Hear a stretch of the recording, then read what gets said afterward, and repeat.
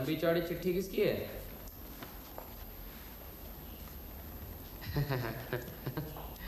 रामेश्वर बाबू की। हमेशा पूजा पर और नए साल पर अपने जान पहचान वालों को अभिनंदन भेजते हैं। अच्छा बताओ तो, रामेश्वर बाबू की उम्र क्या होगी? ये कोई 85-86 साल। अरे इतनी नहीं तो कम से कम 75 की तो होगी। लेकिन इस उम्र में भी उनकी याददाश्त और दिमागी संतुलन सब ठीक है। लिखाई भी इस तरह सदी हुई है जिस तरह की 20 साल पहले थी। सुनो तो जरा क्या कहते हैं। बुद्धि के सागर व्योमकेश बाबू, आप और अजीत बाबू मेरी नए साल की शुभकामनाएं ग्रहण करें। आपकी बुद्धि चंद्रमा की कला की तरह निखरती रहे, यही कामना करता हूं। अजीत बाबू की लेखनी मयूर के पंख की तरह विकसित हो। मेरा वक्त हो गया है, यमराज का समन आ गया है। जल्द ही गिरफ्तारी का वारंट निकलने वाला है। मुझे उससे कोई डर नहीं। मैं कोशिश में हूं कि यमराज के वारंट के पहले ही मैं वैकुंठ धाम के द्वार खटखटाऊं।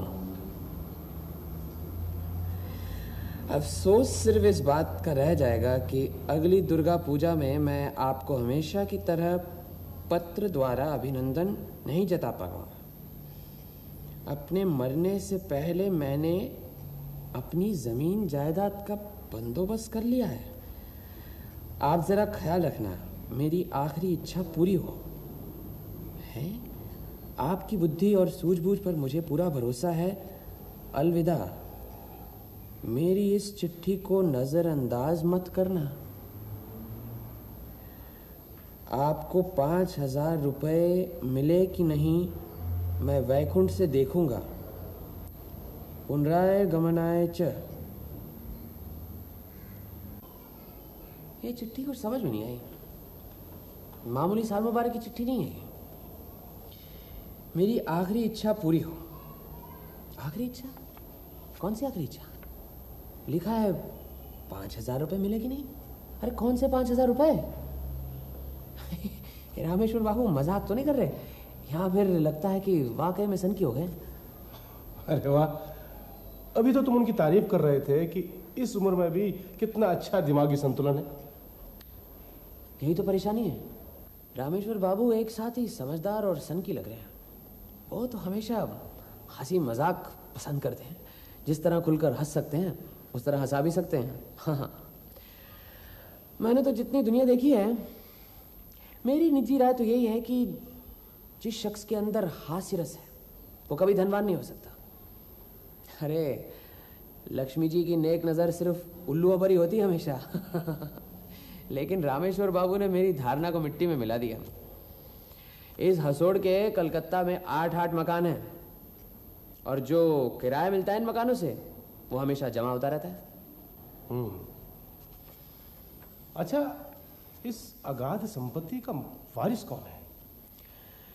यही तो बेचारे मार खा गए। पहली पत्नी गुजर गई।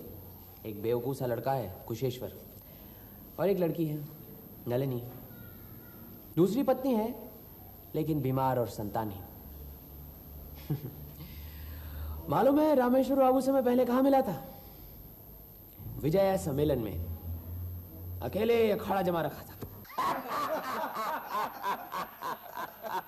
अजी ये तो कुछ भी नहीं हुआ। ये सुनिए, हमारे एक मित्र हैं रहने वाले रीवा के, एजेंट बीमा के। मिलते ही पूछेंगे बीमा कब कर रहे हैं, मानो कहते हो कि कब मर रहे हैं।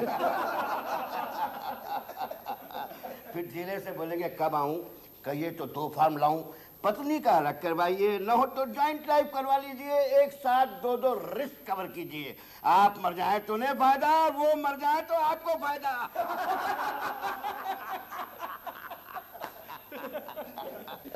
अब आप ही सोचिए कि मरने के बाद क्या फायदा और क्या घाटा। एक दिन बाजार में मिल गए, देखते ही पिल गए।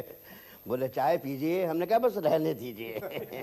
पान खाइए, हमने कहा बस आप ही पाइए। शाम को जब घर पर पहुंचे तो टेबल पर उन्हीं का पत्र रखा था। लिखा था फार्म छोड़े जा रहा हूँ, सोच समझ कर भर दीजिए, प्रीमियम के पैसे बहन जी से ले जा रहा हूँ। फार्म के साथ प्रश्नावली नथी थी। अरे फॉर्म क्या था, अच्छी खासी जन्म पत्री थी। प्रश्न था नाम, हमने लिख दिया बदनाम। काम बेकाम, आयु जाने राम, निवास स्थान हिंदुस्तान, आमदनी आराम हराम। कोई बीमारी है, हमने कहा है दिल की, उधारी की बिल की, होती है धड़धड़ाहट, पेट में गड़गड़ाहट, माथे में भनभनाहट, पैरों में सनसनाहट, डॉक्टर कहता है टीबी है, और सबसे बड़ी बीमारी हमारी बीवी है। कोई खराब आदत है, हमने कहा शराब गांजा अफीम, मीठा लगता है कड़वा नीम। फिर एक आखिर में एक बहुत ही अजीब प्रश्न था, आपकी कोई सबसे अच्छी आदत? जानते हैं हमने क्या लिखा? झूठ बोलना।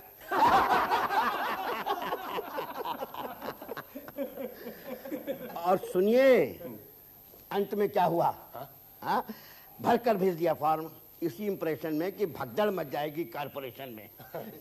लेकिन 7 दिन बाद सदनवाद एक पत्र प्राप्त हुआ कि आपको सूचित करते हुए होता है हर्ष कि आपका केस रजिस्टर हो गया है इसी वर्ष।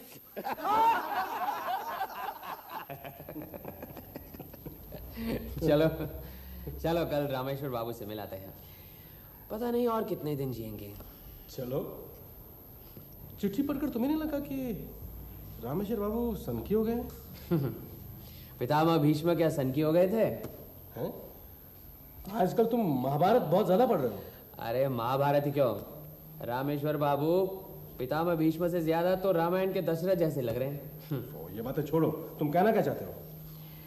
भाई रामेश्वर बाबू जैसे भी हो, अगर वो 100 साल तक भी जिए ना, लेकिन कभी सनकी और भुलक्कड़ नहीं हो सकते। कौन चाहिए? देखिए मेरा नाम ब्योमकेश बख्शी है, रामेश्वर बाबू से मिलना है। देखिए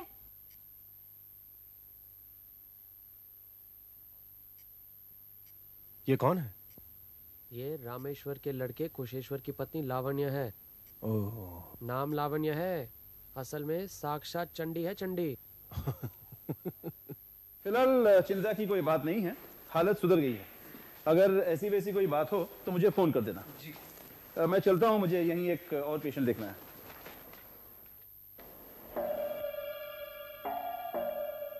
सुनिए, देखिए मेरा नाम ब्योमकेश बख्शी है, रामेश्वर बाबू के दोस्त। ब्योमकेश बख्शी? अरे हाँ, पहचानेंगे क्यों नहीं। पिताजी की तबीयत ठीक नहीं है। क्या हुआ? कल रात अकस्मात दिल का दौरा पड़ा उन्हें। क्या? अब तो कुछ ठीक है, आप उनसे मिलना चाहते हैं? हाँ जरूर। वो तो ऊपर है। पिताजी से आप मिल नहीं सकते, उनकी तबीयत बहुत खराब है। अभी अभी डॉक्टर आके गए। कोई बात नहीं। क्या नाम है डॉक्टर का? डॉक्टर असीम सिंह। पहचानते नहीं आप? बहुत बड़े हार्ट स्पेशलिस्ट हैं। नाम तो सुना है लेकिन पहचानता नहीं। शायद वही जिनकी डिस्पेंसरी विवेकानंद रोड पर है? हाँ वही। अच्छा अच्छा, इसका मतलब है कि रामेश्वर बाबू से मुलाकात नहीं हो सकती? वो मतलब डॉक्टर ने कहा किसी से ना मिलना। तो रामेश्वर बाबू की तबीयत कब से इस तरह खराब है? वैसे तो ठीक थे, लेकिन उम्र की वजह से ज़्यादा हिलडुल नहीं सकते, अपने ही कमरे में रहते हैं। परसों और कल बहुत सारी चिट्ठियाँ लिखी, फिर रात यकायक। आपकी पत्नी शायद नाराज हो रही है, हम चलते हैं। बहुत बहुत धन्यवाद। नमस्ते।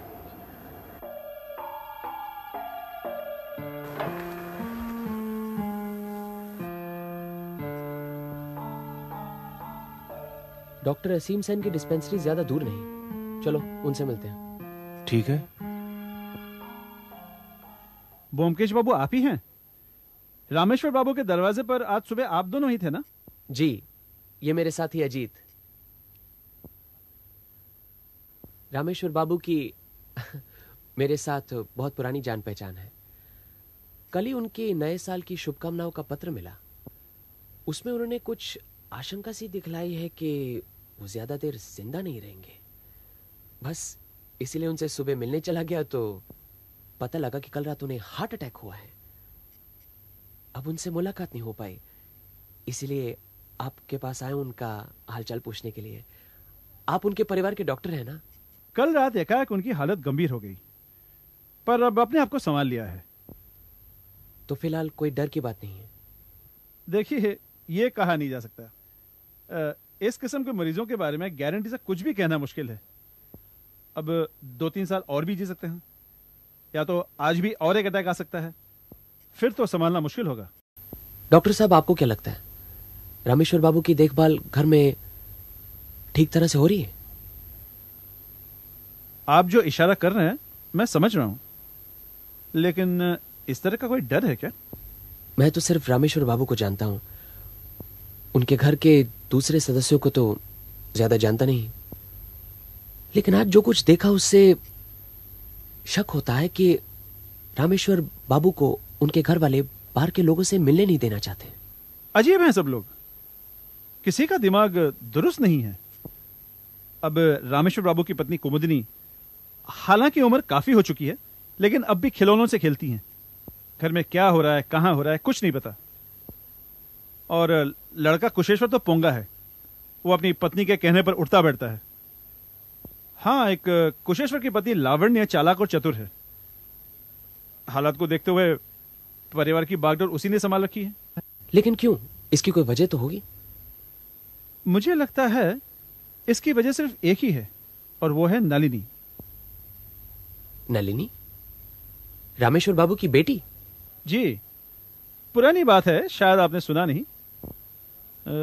नलिनी ने अपने घर वालों के इच्छा के विरुद्ध अपने पसंद के एक लड़के से शादी की। तभी से सब लोग उस पर बहुत नाराज हैं। शुरू में रामेश्वर बाबू भी बहुत नाराज थे, लेकिन फिर धीरे धीरे उनका गुस्सा ठंडा हो गया। लावण्य लेकिन अब भी नलिनी को घर में घुसने नहीं देती, यहां तक कि अपने बूढ़े बाप से मिलने तक नहीं देती। कहीं नौकर चाकर के जरिए रामेश्वर बाबू अपनी बेटी से संबंध न रखें, इसलिए नौकरों को भी हटा दिया। अब रामेश्वर बाबू एक तरीके से अपने ही घर में नजरबंद है, पर उनकी देखभाल ठीक हो रही। हालात काफी हद तक समझ में आ रहे हैं। अच्छा डॉक्टर सेन, ये बताइए कि रामेश्वर बाबू ने वसीयत बनाई है या नहीं, यह आप बता सकते हैं? नहीं बनाई? बनाई है, और मुझे यकीन है उन्होंने वसीयत में नलिनी को भी एक मोटा हिस्सा दिया है। मुझे मालूम नहीं था, कल रात ही पता चला। कैसे? कल रात 10 बजे रामेश्वर बाबू को दिल का दौरा पड़ा, तभी कुशेश्वर का फोन आया। मैं फौरन वहां पहुंचा। रामेश्वर बाबू, अब डरने की बात नहीं है, बला टल गई है।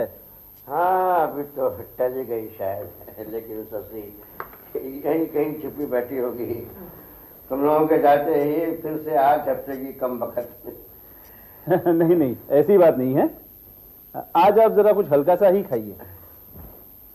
तुम लोग जाओ, खाना खा लो, मैं यहीं बैठा हूं। इनके लिए पतली से खिचड़ी भेज देना, और घी मत डालना। जी ठीक है। अच्छा किया जो इन्हें भेज दिया। क्यों? आहिस्ता, मुझे तुमसे एक बात करनी है डॉक्टर। मैंने अपनी वसीयत बनवाई है, अगर मेरी बत्ती गुल हो जाए तो नलिनी को जरूर खबर कर देना। डॉक्टर बाबू, आज आप खाना यहीं पर खाकर जाइएगा। नहीं, तुम खा लो, मैं वैसे भी दिन में कुछ नहीं खाता। तुम जाओ, खाना खा लो। नहीं, आज मेरा व्रत है, उनको तो मैं खाना देकर आई हूँ, मैं अब यहीं बैठूंगी।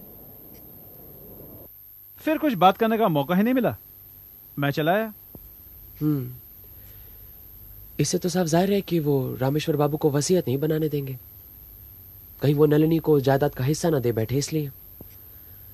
अगर रामेश्वर बाबू वसीयत बनाने से पहले ही गुजर गए तो उत्तराधिकारी के तौर पर तो पत्नी और लड़की को संपत्ति मिलेगी, नलिनी को कुछ नहीं।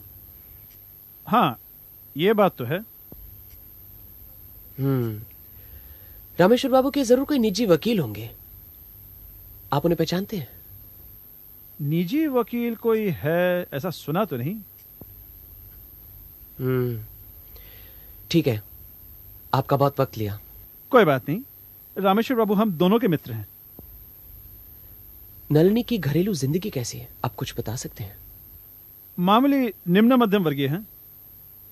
नलिनी के पति देवनाथ मामूली नौकरी करते हैं, 300-400 रुपए तनख्वाह होगी। बच्चे भी काफी हैं, 5-6। अच्छा, रामेश्वर बाबू की पारिवारिक जिंदगी की तो जानकारी हासिल कर ली, लेकिन कुछ संतोषजनक नहीं मिला। ऐसा लगता है अंतिम दिनों में परेशानी से घिरे हुए थे। पानी में मगर ही अगर दुश्मन बन बैठे तो कोई क्या कर सकता है। खैर चलते हैं, उम्मीद है सब ठीक ठाक हो जाएगा। नमस्ते।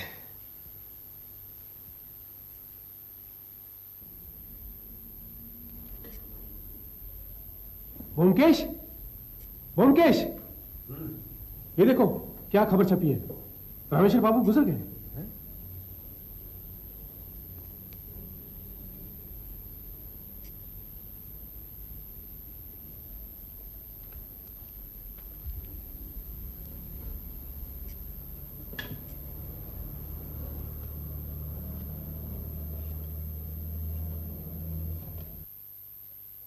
हेलो, हाँ डॉक्टर सेन, हाँ ब्योमकेश बोल रहा हूं।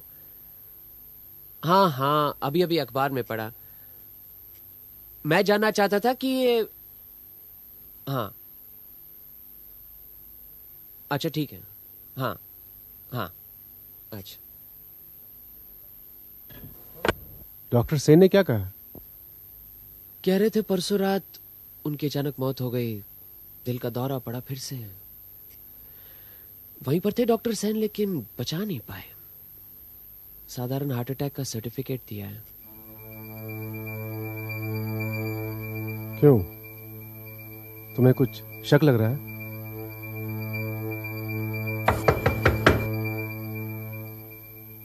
ब्योमकेश बाबू हैं? मैं रामेश्वर बाबू की बेटी नलिनी हूँ और ये मेरे पति हैं देवनाथ। आइए आइए, ये नमस्ते। नमस्ते।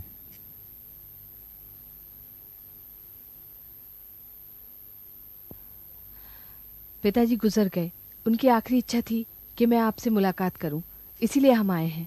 अच्छा, आखिरी वक्त पर आप उनके साथ ही थी? नहीं, हमें तो पता भी नहीं चला, उन्हें दिल का दौरा पड़ा था। तो आपको कैसे पता चला फिर कि उनकी आखिरी इच्छा क्या थी? नए साल की शुभकामनाओं के साथ हमें इस साल भी ये चिट्ठी मिली, उसी में ये लिखा है, ये देखिए।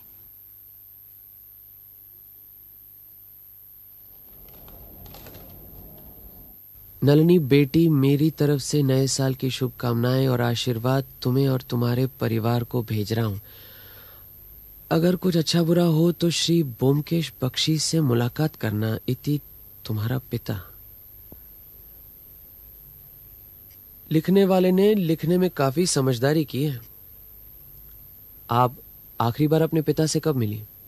6 महीने पहले, दुर्गा पूजा के बाद उन्हें प्रणाम करने गई थी, लेकिन भाभी हर पल वहीं खड़ी थी। पिताजी से अलग से कुछ भी बात करने को नहीं मिली। भाभी के साथ अच्छे संबंध नहीं है? संबंध? भाभी का बस चले तो हमें कलकत्ते से ही बाहर निकाल दे। कोई खास वजह? वजह क्या हो सकती है, वही ननद भौजाई का झगड़ा, और फिर भाभी के एक बच्चा भी नहीं है। भगवान की कृपा से हमारे पास 5-5 बच्चे हैं, ये भी एक वजह हो सकती है। डॉक्टर सेन से हाल ही में मुलाकात हुई? डॉक्टर सेन कल सुबह हमारे घर आए थे। उन्होंने ही बताया कि पिताजी एक वसीयत छोड़ गए हैं। वो वसीयत कहाँ है, कुछ मालूम है? क्या पता, पिताजी को तो भैया और भाभी ने एक तरह से बंदी बना रखा था। चल फिर नहीं सकते थे, इसीलिए तिमंजले के अपने कमरे को छोड़कर कहीं नहीं जाते थे। और फिर भाभी उनके इर्द गिर्द हमेशा मंडराती रहती थी। पिताजी अगर कोई चिट्ठी लिखते तो उसे खोलकर पढ़ती। अगर उसे कोई चिट्ठी पसंद नहीं आती तो उसे फाड़कर फेंक देते। अगर पिताजी ने कोई वसीयत बनाई भी होगी तो क्या भाभी ने उसे कमरे में रखा होगा? तुम्हारे पिताजी सतर्क और समझदार आदमी थे, जानते थे कि अपने ही घर में बंदी बने हुए हैं। अगर उन्होंने वसीयत बनाई होगी तो ऐसी जगह छुपाई होगी कि आसानी से मिलनी मुश्किल हो। अब हमें यह काम करना है कि इससे पहले कि वसीयत तुम्हारे भाई या भाभी के हाथ लगे, उसे हमें ढूंढ निकालना है। हाँ व्योमकेश बाबू, अगर पिताजी ने कोई वसीयत बनाई होगी तो जरूर हमारे लिए कुछ छोड़ गए होंगे। वरना वसीयत बनाने की जरूरत ही क्या थी। लेकिन अब समझ में नहीं आता कि हम क्या करें। अगर आप हमारी कुछ मदद कर दें। पिताजी आपको बहुत मानते थे। एक बात है, सुना है कि वसीयत पर 2 गवाहों के दस्तखत होने बहुत जरूरी हैं, लेकिन रामेश्वर बाबू को 2 गवाह कहां से मिलेंगे? आपकी बात तो बिल्कुल ठीक है, लेकिन इसमें भी एक संशोधन है। जो भी वसीयत बनाना चाहता है, अगर वो खुद अपने हाथों से वसीयत लिखे शुरू से अंत तक, तो फिर गवाहों की जरूरत नहीं पड़ती। सुना तुमने? इसीलिए पिताजी ने लिखा था कि इनसे मिले। व्योमकेश बाबू, अब आप ही कोई रास्ता निकालिए। अगर उन्होंने वसीयत बनाई है तो मैं उसे जरूर ढूंढ निकालूंगा। जी बहुत बहुत धन्यवाद। हम फिर कब आएं? अगले हफ्ते, आज ही के दिन। नमस्ते। जरा नमस्ते।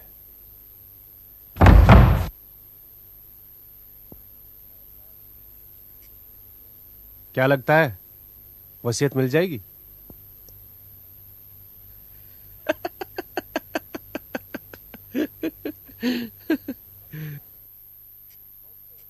डॉक्टर सेन, ब्योमकेश, हाँ।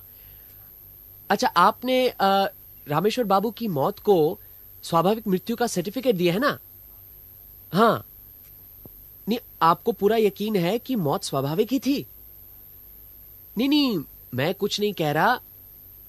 नहीं, सिर्फ हम सोच रहे थे कि हाँ, अगर उनके घर की पूरी तलाशी ले ले शायद कुछ मिले। हाँ, नहीं, अगर ना मिले तो आपको पूरी संतुष्टि मिल जाएगी ना कि मौत वाकई स्वाभाविक ही थी। और अगर कुछ मिले, हाँ, अच्छा ऐसा करते हैं, मेरे पास उनकी आखिरी चिट्ठी है, तो पुलिस स्टेशन मिलते हैं। हाँ, इंस्पेक्टर हलदार को तो आप पहचानते हैं। नहीं, ठीक है, समय न हो तो कल सही। कल? हाँ ठीक। हाँ, अच्छा। काम बन गया। कल ही डॉक्टर सेन घर की पूरी तलाशी का अपनी तरफ से वारंट निकलवा रहे हैं? हम भी साथ जाएंगे। हमें इस घर की तलाशी लेनी है। ये रहा सर्च वारंट। लेकिन क्यों? हमें इत्तला मिली है रामेश्वर बाबू की मौत गैर कुदरतन हो सकती है। सुनिए, यह इत्तला क्या व्योमकेश बाबू ने दी है? नहीं, डॉक्टर सेन ने दी है। फिर व्योमकेश बाबू क्यों साथ आए हैं? डॉक्टर सेन ने कहा है उनकी जगह व्योमकेश बाबू साथ में रहेंगे। अगर आपको शक है कि हमने उनको जहर देकर मार डाला है तो हमें गिरफ्तार कीजिए। इसमें घर की तलाशी लेने का क्या मतलब है? माफ कीजिए, तो हमें करना पड़ेगा। किसी भी नतीजे पर पहुंचने के लिए सबूत की जरूरत पड़ती है, और तलाशी का मकसद इसी सबूत की खोज है। करिए, जितनी चाहे तलाशी करिए, आपको कुछ नहीं मिलने वाला। देखिए, यहाँ हमें सिर्फ एक चीज ढूंढनी है, वो है रामेश्वर बाबू की वसीयत, जो कि शायद वो मरने से पहले लिख गए थे। आप अपने सिपाहियों को चुपके से समझा दीजिएगा, ठीक है? ठीक है। इस वक्त घर में कौन कौन है?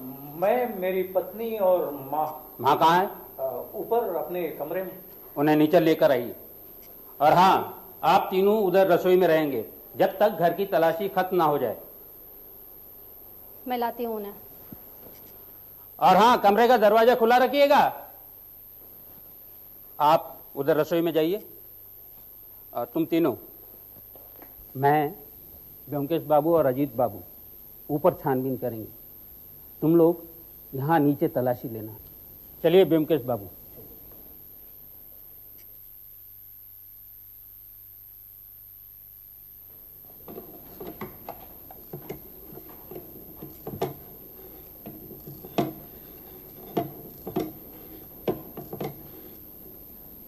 हेलो वकील बाबू, आप लोग यहाँ देखिए। अगर वसीयत है तो इसी कमरे में मिलनी चाहिए।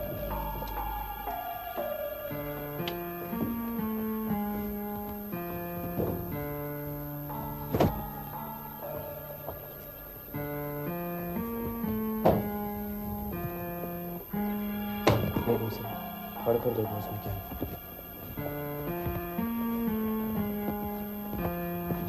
लेकिन इतनी सारी चीजों के बीच एक कागज का छोटा सा टुकड़ा ढूंढ निकालना क्या आसान काम होगा? हमारे लिए कोई काम आसान नहीं है। कभी कभी असंभव को भी संभव बनाना पड़ता है। क्या है वो?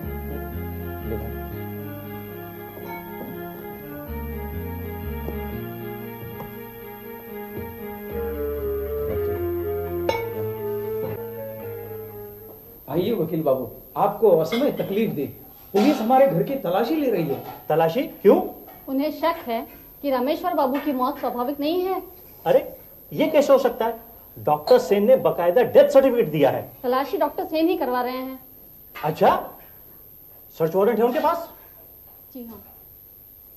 खैर, आप परेशान ना हो, ना उन्हें कुछ मिलने वाला, उन्हें ढूंढने दीजिए जो ढूंढते हैं, ठीक है? आपने सक्सेशन के कागजात तो दायर कर दिए हैं ना? जी हाँ, सब कर दिया है।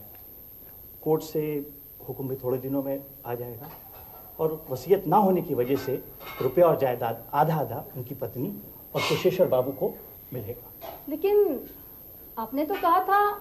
सब होगा। माता जी को पहले से ही पागल करार करेंगे तो कोर्ट से ऑर्डर मिलने में काफी समय लगेगा। देखिए, सीधा और आसान तरीका यही है कि माँ और बेटा दोनों जायदाद पे कब्जा कर लें। उसके बाद माता जी का मानसिक संतुलन बिगड़ जाने की वजह से उनका हिस्सा बेटे को दिलवा देंगे। सिंपल। ये हमाल दस्ता यहाँ क्या कर रहा है? रामेश्वर बाबू की काफी उम्र हो गई थी ना, और दांत भी ज्यादा बचे नहीं थे। पान खाने के बहुत शौकीन थे, इसीलिए हमाल दस्ते में पान कूट कूट कर नरम करके खाते थे। जब बूढ़े लोगों के दांत जवाब दे देना तो अक्सर इसी तरह पान नरम कर कर खाते हैं। मेरे ख्याल से रामेश्वर बाबू ने वसीयत बनाई ही नहीं। वसीयत तो जरूर बनाई है, इसमें कोई शक नहीं, लेकिन वो है कहाँ? अगर ऐसा है तो कुशेश्वर बाबू को वसीयत मिल गई है और उसने उसे फाड़ दिया है या फिर जला दिया। कच्चे प्याज की बू। ये गोंद की शीशी में प्याज की बू कहां से आई?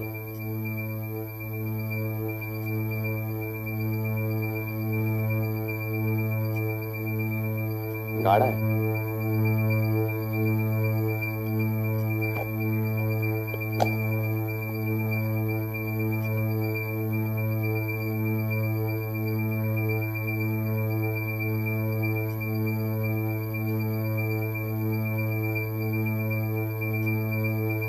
एक काम कीजिए इंस्पेक्टर हलदार, आप कुशेश्वर की पत्नी को यहाँ बुला लें।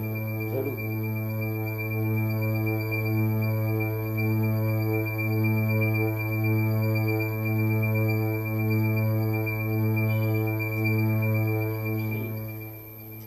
आपसे एक दो सवाल करने हैं। कुशेश्वर बाबू, आप नीचे ठहरेंगे तो बेहतर होगा, आपकी जरूरत पड़ेगी तो आपको बुला लेंगे। बैठिए। आपके ससुर क्या कच्चा प्याज खाया करते थे? आपको सुनकर ताज्जुब क्यों हो रहा है? पसंद करते थे वैसी बात तो नहीं है, और फिर हम लोग ज्यादा प्याज का इस्तेमाल नहीं करते। लेकिन चले जाने के कुछ दिनों पहले प्याज खाने की लालसा बहुत बढ़ गई थी। बस एक तरह की सनक सवार हो गई थी। करीबन सारे दांत जा चुके थे। प्याज मंगवाकर हमाल दस्ते में कूट कूट कर खाया करते थे। अच्छा, मौत के कितने दिन पहले प्याज खाने की सनक सवार हुई थी? यही कोई 10-15 दिन पहले से।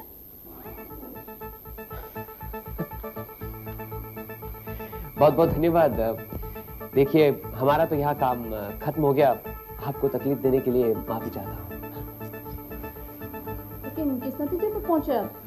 उनकी मौत स्वाभाविक ही हुई थी या कुछ और? नहीं नहीं, और तो कुछ नहीं। उनकी मौत स्वाभाविक ही थी, इसमें कोई शक नहीं। आप जा सकती हैं। मेरी समझ में नहीं आता, हमारा कौन सा काम पूरा हुआ है? अरे, जिस काम के लिए हम यहाँ आए थे वो काम पूरा हो गया। क्या वसीयत मिल गई? इंस्पेक्टर हलदार, आप हमारे घर चलिए और अपने सिपाहियों को कहिए चले जाए। चलिए। आइए आइए। अरे तू क्यों मुस्कुरा रहा है? आप सबको देखकर हम क्या चिड़िया खाना के बसिंदे लगते तुझे? नहीं। आपको देखा आप खुश है। अजीत बाबू परेशान है और इंस्पेक्टर बाबू ना खुश है ना परेशान है। तो मैं समझ गया आप कोई मामला सुलझा कर आए हैं। ये साथ रह रहकर जासूस बन गया है। सत्यवती पर असर नहीं हुआ। इधर है सत्या। बाजार गई है, अभी आ जाएगी। चल बढ़िया सी चाय बना कर लाओ। अभी ला। अजीत, उस दिन रामेश्वर बाबू ने जो चिट्ठी भेजी थी ना, वो कहाँ है? वो उसके बाद तो दिखी नहीं, यही कहीं होगी, जाएगी कहाँ? अरे नहीं नहीं, ढूंढ कर देखो, वो चिट्ठी बहुत जरूरी है। रामेश्वर बाबू ने लिखा था कि इस चिट्ठी को नजरअंदाज मत करना, तब इसका मतलब नहीं समझा था मैं। लेकिन बात क्या है, इतने दिनों के बाद अचानक ये चिट्ठी इतनी जरूरी कैसे हो गई? वो समझे नहीं, वही चिट्ठी रामेश्वर बाबू की वसीयत है। हाँ, आज जब मैंने उस गोंद की शीशी में प्याज का रस देखा ना, तो सब समझ गया। की शीशी में प्याज का रस? ये सब आप क्या कह रहे हैं? वो सब बाद में बताऊंगा, इसलिए आपको यहाँ लाया हूँ। देखो देखो, चारों तरफ ढूंढ कर देखो अजीत, जल्दी देखो। बूटी राम को बुलाओ, अगर वो चिट्ठी नहीं मिली तो ललनी देवनाथ का बहुत बड़ा नुकसान हो जाएगा। बूटी राम,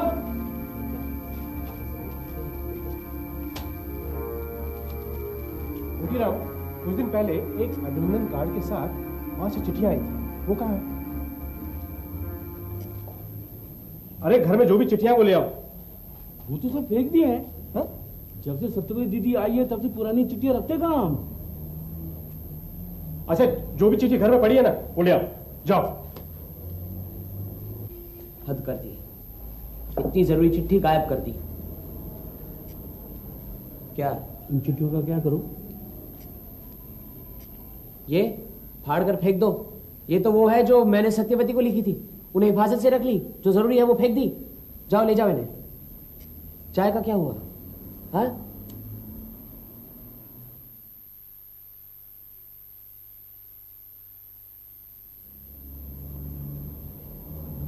और कोई रास्ता नहीं हो सकता उससे ढूंढ निकालने का?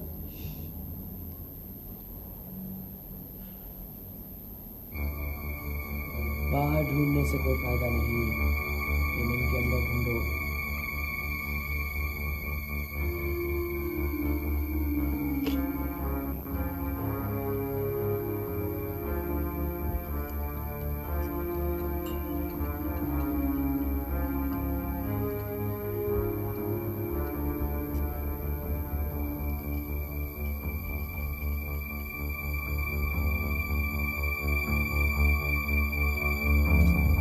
अजीत, उस दिन मैं कौन सी किताब पढ़ रहा था? हाँ, उस दिन 5 चिट्ठियां आई थी, उन्हीं के साथ वो रामेश्वर बाबू का बड़ा सा लिफाफा भी था। तुम यहाँ सोफे पे बैठे महाभारत पढ़ रहे थे। हाँ, दूसरा खंड। मिल गई। अरे पुटीराम, जरा अंगीठी में कोयले की आग जला कर तो लाना। अरे चाय तो पी लो।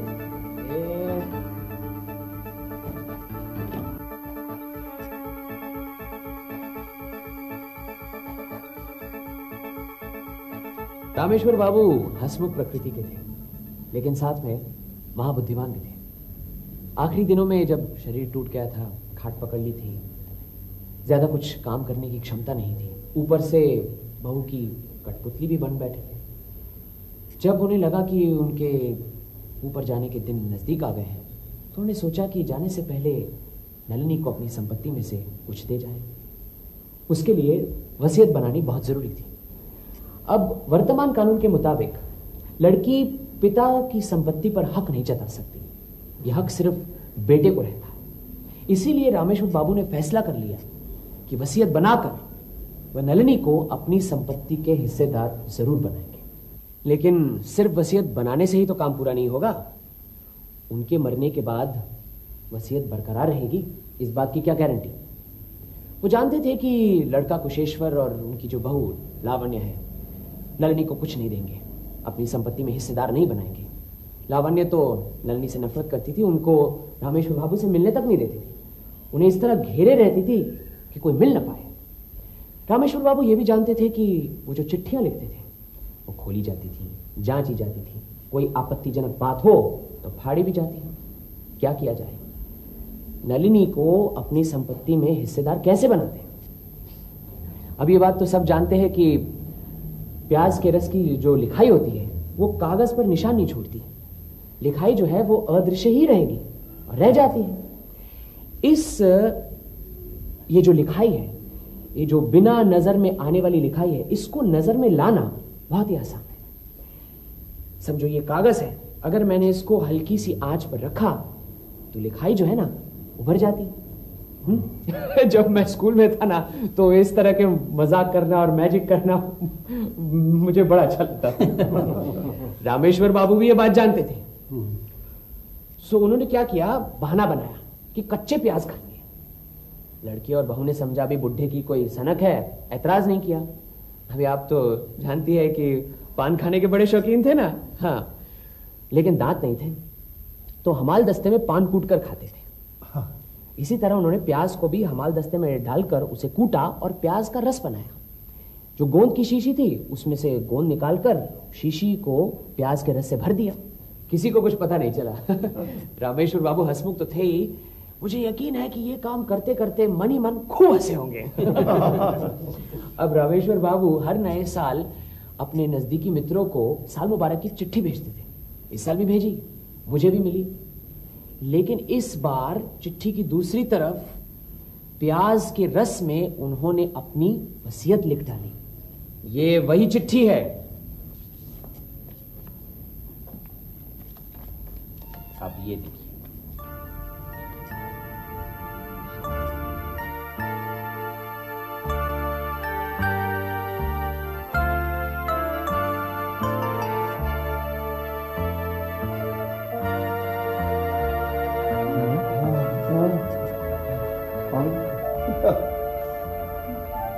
डॉक्टर सेन, जिस वसीयत के बारे में रामेश्वर बाबू ने आपसे कहा था, ये वही वसीयत है। अब आप इसे पढ़िए, हम सब सुनेंगे। नमो भगवते वासुदेवाय नमः। मैं रामेश्वर राय साकिन 15 श्यामदन मित्र लेन, बाग बाजार, कलकत्ता, स्वस्थ शरीर में और बहाल तबीयत में अपनी आखिरी वसीयत लिख रहा हूँ। उपस्थित हालात की वजह से गवाहों के दस्तखत लेना मुमकिन नहीं है, इसलिए मैं अपने हाथों से शुरू से आखिर तक वसीयत लिख रहा हूं। मेरा दिमाग सही सलामत है, इसके गवाह हमारे डॉक्टर असीम सेन हैं। अब मैं अपनी आखिरी ख्वाहिश, मेरी लास्ट विल एंड टेस्टामेंट, अपने ही हाथों से लिख रहा हूं। कलकत्ते में मेरे जो 8 मकान हैं और बैंक में जितना रुपया है, उसमें से हैरिसन रोड का सबसे बड़ा मकान और नगद 1 लाख रुपया मेरी बेटी नलिनी को मिलेगा। मेरी पत्नी जब तक जिंदा है, शामपुर का मकान उसका होगा। उसके मरने के बाद वो मकान मेरी बेटी नलिनी का होगा। मेरे बाकी जायदाद 6 मकान और बैंक का रुपया मेरा बेटा कुशेश्वर राय को मिलेगा। मशहूर सत्यान्वेषी श्री ब्योमकेश बख्शी और हमारे परिवार के डॉक्टर असीम सेन इस वसीयत के एग्जीक्यूटर्स होंगे। यही दोनों इस काम के लिए 5-5 हजार पारितोषिक लेंगे। दस्तखत बकरम खास, रामेश्वर राय, तारीख साल की पहली तारीख 1960।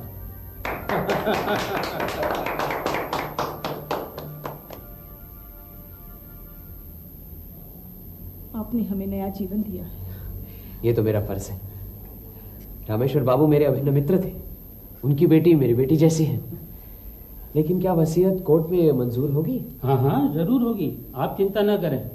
वो लोग इस वसीयत को कॉन्टेस्ट करने की हिम्मत भी नहीं करेंगे, और अगर करेंगे तो इस वसीयत के हक में मैं गवाही दूंगा। और मैं भी। बहुत अच्छी लाइन, ये आपकी अमानत। धन्यवाद।